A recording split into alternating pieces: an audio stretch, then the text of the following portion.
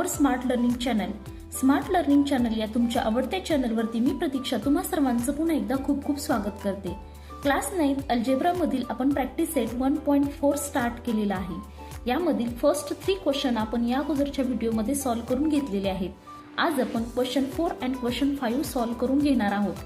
त्यामुळे video skip न करता शेवटपर्यंत नक्की पहा. So student, let's see the question 4. Question 4 हा वर्ड प्रॉब्लेम दिलेला आहे. वर्ड प्रॉब्लेम दिसायला मोठा असला तरी आपण हा खूप सिंपल वेने सॉल्व्ह करून घेणार आहोत. कुणीही घाबरून जायचं नाही. वर्ड प्रॉब्लेम अगोदर रीड करायचा आहे, अंडरस्टँड करायचा आहे आणि मगच आपण तो सॉल्व्ह करणार आहोत. सो रीड करूया आपण वर्ड प्रॉब्लेम.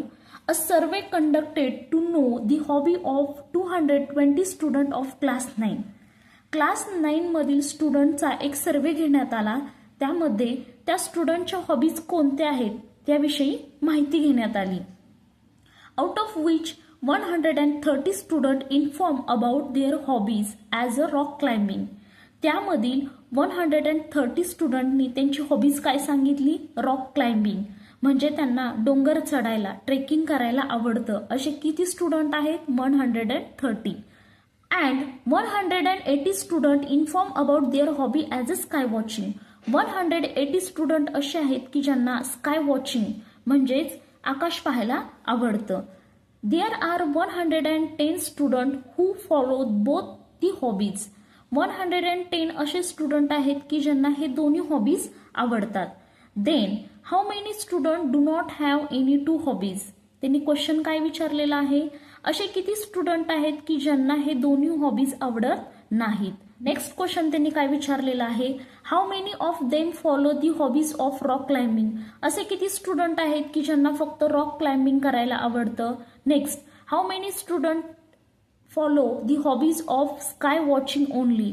असे किती स्टुडंट आहेत की ज्यांना फक्त स्काय वॉचिंग करायला आवडतं. तर या वर्ड प्रॉब्लेम मध्ये आपल्याला त्यांनी 4 क्वेश्चन विचारलेले आहेत. त्या 4 क्वेश्चनचे आन्सर आपण स्टेप बाय स्टेप सॉल्व्ह करणार आहोत.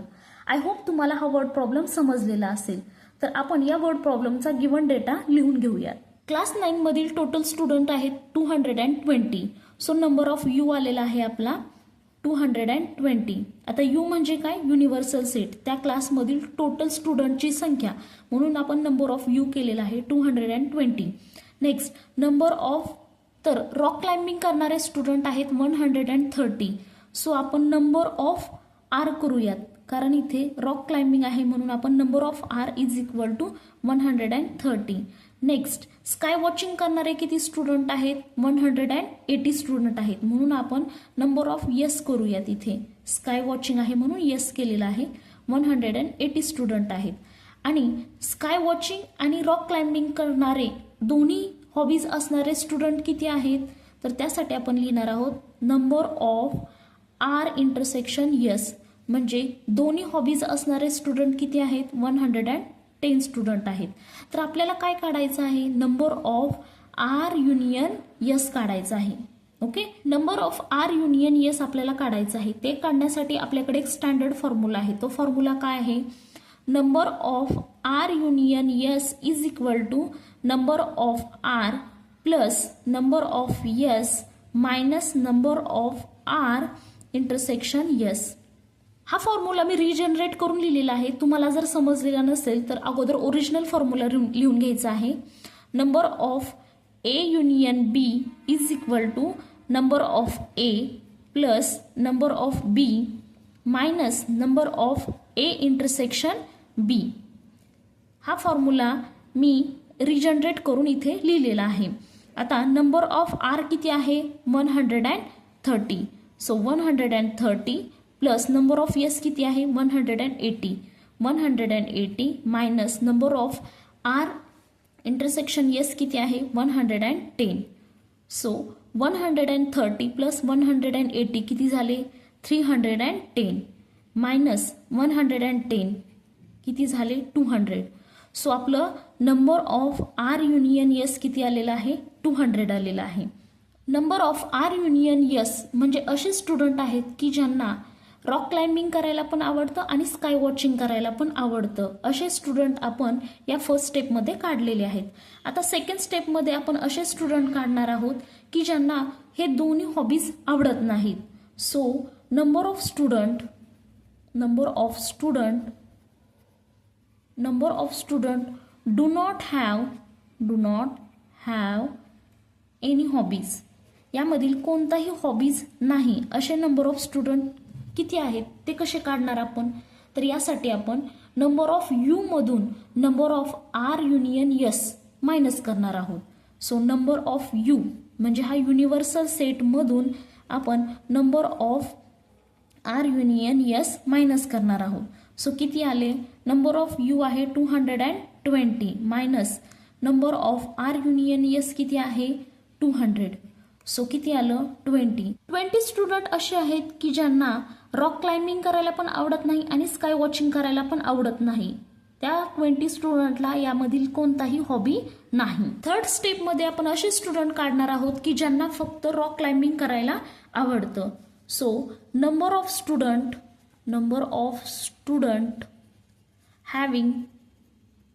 having only rock climbing.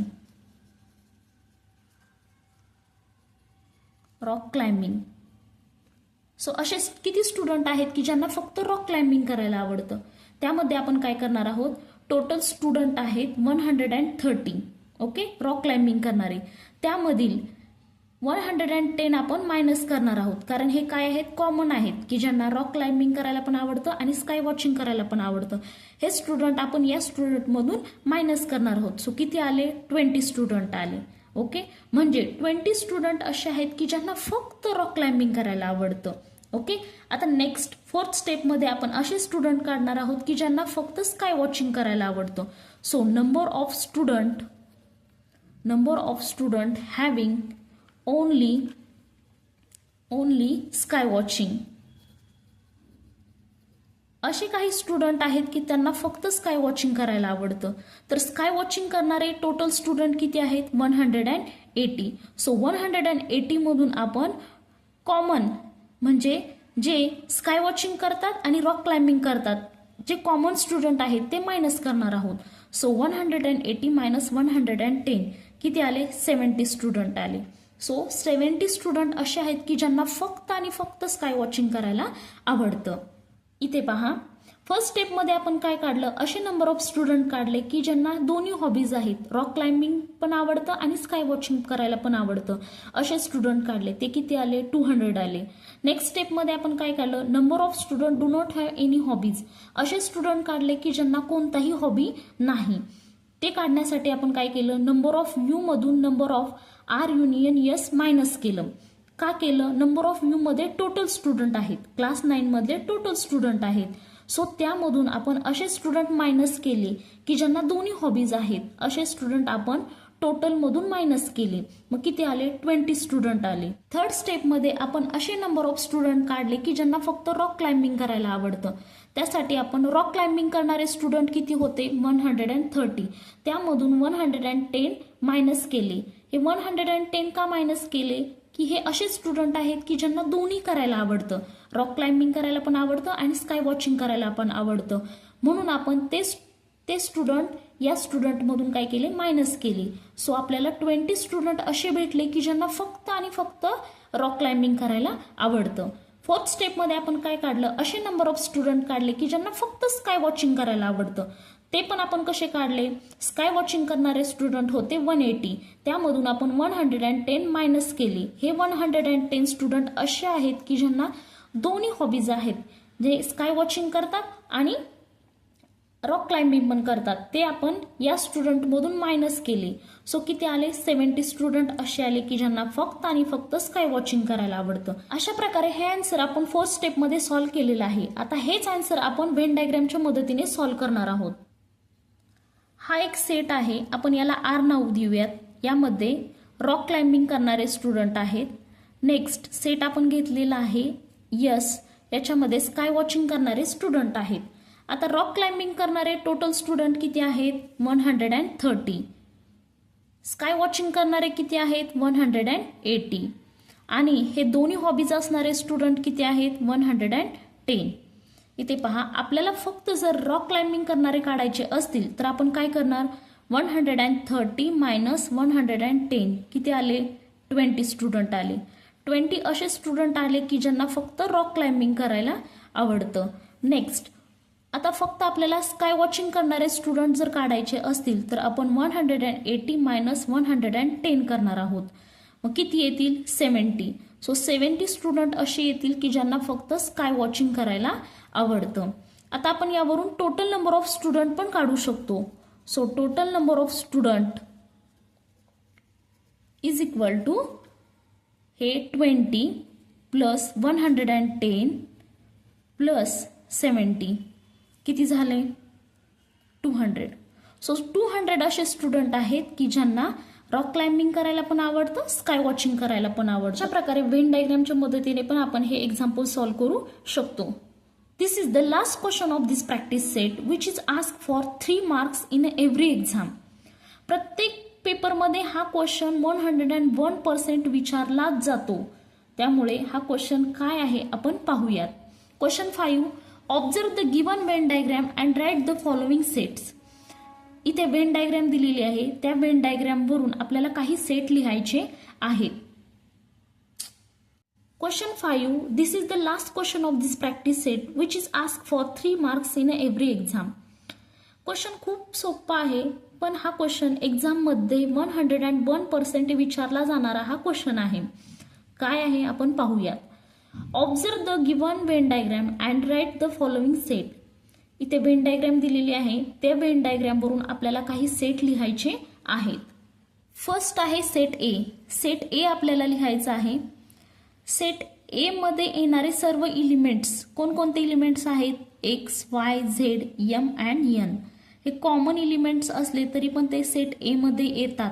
Okay, so X, Y, Z, M and N हे झाले सेट ए मधले एलिमेंट. सेकंड आहे set B.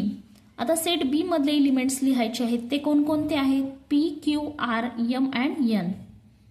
P, Q, R, M and N.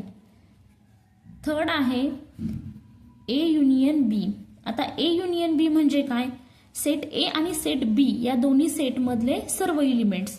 आता सेट ए मध्ये कोणकोणते एलिमेंट्स आहेत? X, Y, Z. Set B मध्ये कोणकोणते एलिमेंट्स आहेत? P, Q, R.